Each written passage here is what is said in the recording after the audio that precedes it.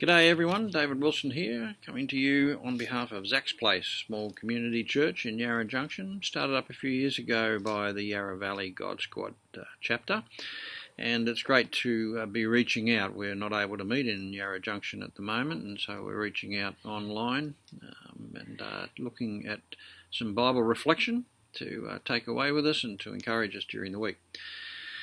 We're actually going through a series on Nehemiah at the moment, but I thought I'd take a break from that this week, back to Nehemiah next week, because it's Father's Day here in Australia, and it's a beautiful day out there. Spring has sprung, and lovely sunshine and birds chirping, which you probably hear in the background, and here we are on Father's Day. Lockdown, so it hasn't been a real good Father's Day for a lot of people. I happen to live with an extended family of my children and grandchildren, and so there's 9 of us all together, so it's been pretty good in that way for me, but of course I've missed my other children and grandchildren, and a lot of you are actually by yourselves on this Father's Day, so it's been a really different and a weird one. And that's what I want to talk to you about. I want to talk to you about what I've called here Father's Day, the good, the bad, and the ugly. Father's Day is a good day for me. I have great memories of my father who loved me. He cared for me. He taught me in word and in deed how to love God and what God was all about, and really impressed on me the importance of equality and social justice issues. And so that's where I got all that from him and my mum. But focusing on my dad, it's a pleasant memory. I also have very good memories myself of fathering 4 adult children, 17 grandchildren, all up, and good relationships, relationships of love and hope, and it's been a great experience for me, and I continue to have good feelings about fathering, and so I think I'm one of the fortunate ones to be in a situation like that. I hope the same is true for you, and don't ever take it for granted. If you've had good memories of your dad and of your own fathering, then that's great. But the reality is, and we need to face up to the reality, is that it's not a good experience for many people. That's why I've called it the good, the bad, and the ugly. For many people, it's not a good day. It's really bad memories. People experience disappointment from a father who let them down in some sort of way, or from being less than what they wanted to be as a father themselves, or from being estranged from their kids and their grandkids on this day. Father's Day is a tough day for people who have not had a good experience. But then for others, it's just plain ugly, just plain ugly. Some people have had terrible experiences with father figures. The very mention of father invokes hatred. It's a horrible day for some people. Father's Day to those folk is something to be avoided. And then there's all sort of a mixture of good, bad, and ugly. Sometimes it's good and there's good memories, but there's bad memories and regret and shame, and all sorts of stuff can be thrown into the mix. And it's really tough for some people to do Father's Day. But God is seen as Father in the Bible, perhaps more than anything else. We've got God the Father, the Son, and the Holy Spirit, and God the Father, well, the picture of him as a father is the Father that all of us long to have, the Father that we long to be ourselves. Not the one that sends chills up our spines, as for many people that's true, but God the Father, the sort of Father that will always be good to us. And that's what I wanted to focus on today, just in the next few minutes. This picture of God that we get as Father in the Bible, what's he really like? Well, Moses was one of his great leaders, one of God's great leaders. He was called by God to lead the children of Israel out of Egypt, where they'd been in captivity for a long time, back into Judah and Jerusalem, the promised land.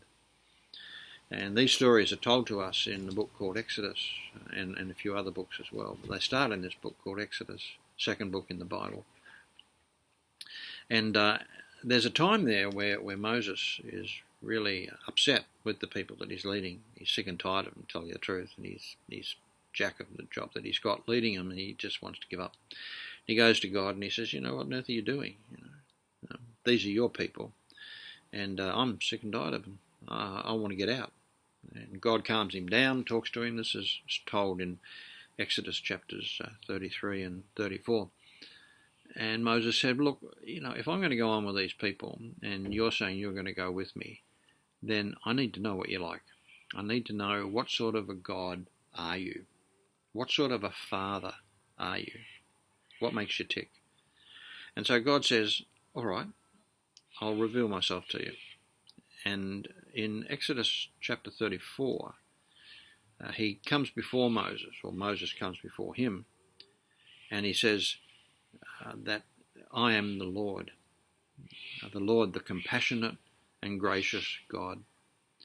I'm slow to anger. I'm abounding in love and faithfulness. I'm committed to maintaining love to thousands and forgiving wickedness, rebellion and sin. But I'm also a God who won't leave the guilty unpunished. That's Exodus 34 verse 10. Moses is saying, what sort of a God are you? And God says, okay, I'll tell you. This is what I'm like. I'm compassionate. I'm gracious. I'm slow to anger. I'm abounding in love. I'm abounding in faithfulness. I'm committed to maintaining love. I'm committed to forgiving, and I'm committed to disciplining. Think about that. Think about those characteristics. It's amazing, isn't it? Think about a human father who is compassionate and gracious, and slow to anger. And, a lot of the hurts that people have from earthly fathers are because of a lack of compassion, a lack of grace, mercy, kindness. A lot of the sadness that people have about their own fathering and fathers that they've had is that anger has been such a part of it.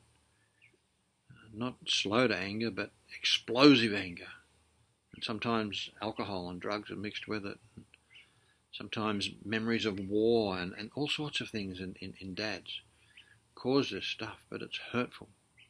It's hurtful to kids, and it's hurtful to wives and to mums. And these are memories that bug people, that dog people, and that make Father's Day a really unpleasant thing. And God is saying, I'm compassionate. I'm a father who walks with you in compassion. I know what you're going through. I know what you're made of. I know your weaknesses as well as your strengths. I know what you're made of, and I'm committed to walking with you. I'm a compassionate God. And I'm a gracious God. I'm one who stoops. The idea of grace is the superior stooping to walk with the inferior. And God says, I am God. I am the Lord. I am the Lord Almighty who stoops to be with you, who is committed to walking with you. I am a God of grace, of extravagant grace. And I'm slow to anger. Oh, I get angry. I get angry at injustice. I get angry at hypocrisy. I get angry at false teaching. And those are the three things that he gets angry about the most, as we see in the Bible. Injustice, especially towards the poor. He gets angry at hypocrisy, somebody pretending that they're not really what they are. And he gets angry at false teaching, at people teaching others what's not truth. He gets angry. But he says, I'm slow to anger. And a part of that being slow to anger is that he wants to work it out. He wants to say to people, come on. In Isaiah, Isaiah prophesies and he says, come, let's reason together. Let's sit down and talk about this. He's not angry. He wants to talk things through. You're having problems with me. You're having struggles here like Moses was. Well, let's sit down and let's talk about this. And isn't that the sort of father that we long for? Isn't that the sort of father we want to be ourselves? Somebody who doesn't explode in anger, but says, hey, we're having a struggle here, we're having a problem here. Let's sit down and have a talk about it. Slow to anger. And in the context of abounding in love and faithfulness. In other words, I got oodles of it, God says. I got oodles of love and faithfulness. I'm committed to this, and I'm committed to maintaining love. Maintaining love is the idea of making sure that it goes on. You see, it's easy to fall in love, so called. But you know, as time goes by, it can be really hard to maintain love, can't it?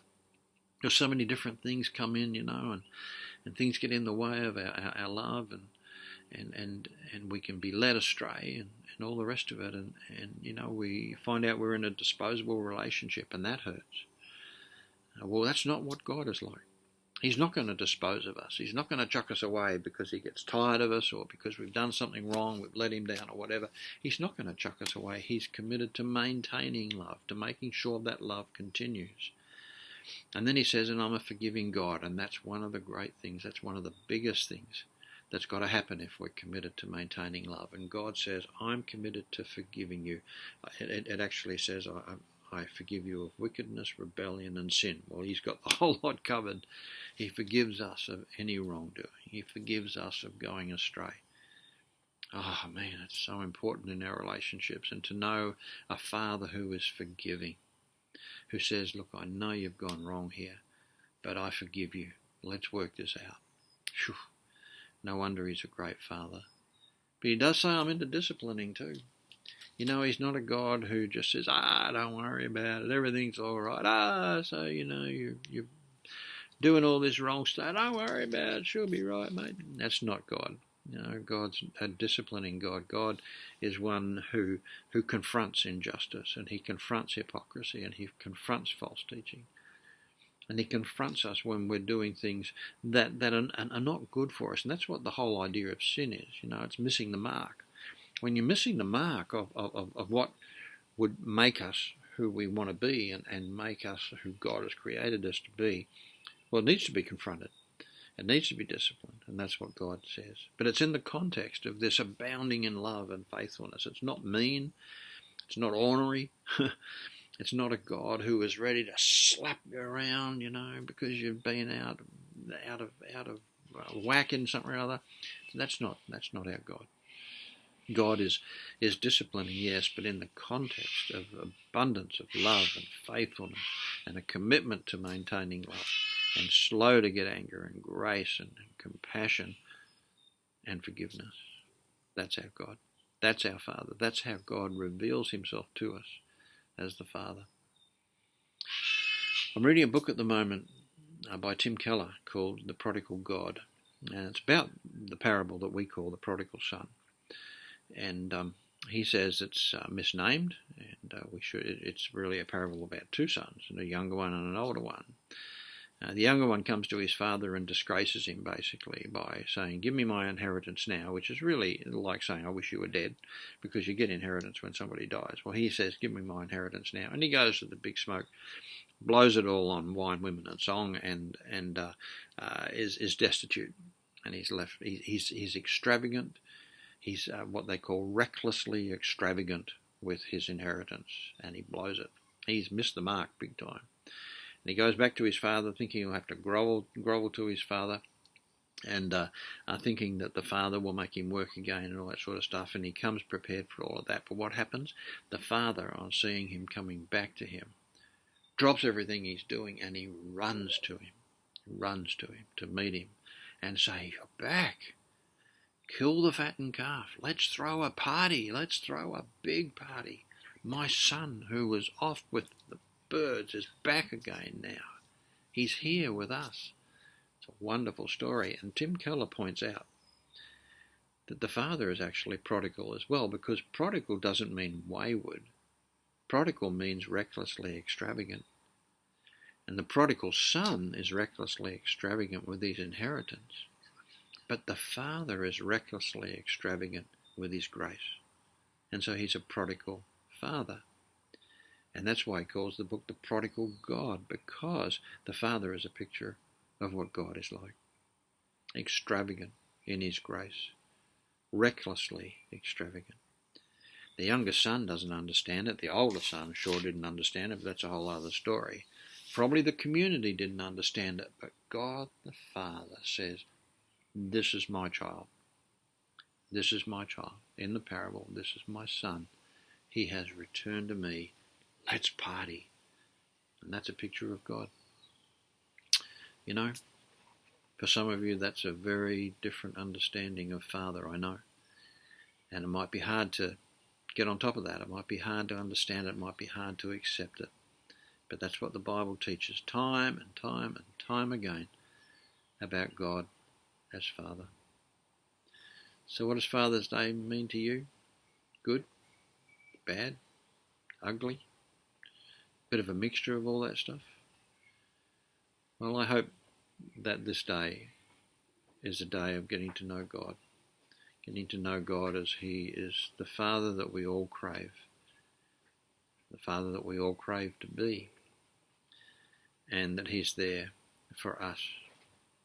Men, women, children, for everybody. He is a Father to us. My prayer is that you will experience him afresh today. God bless.